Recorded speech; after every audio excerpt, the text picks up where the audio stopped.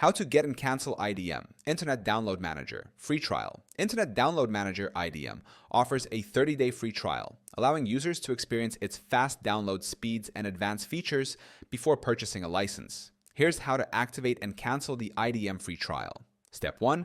Download IDM free trial. Go to www.internetdownloadmanager.com. Click Try IDM for free or download to get the installation file. Step 2. Install IDM on your computer. Open the downloaded IDM setup file.exe. Follow the on-screen instructions to complete the installation. Step 3.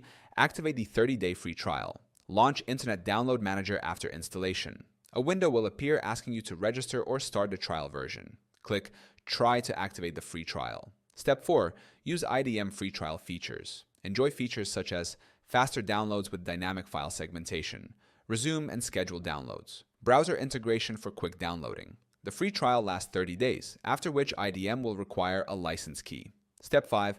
Cancel IDM free trial if needed.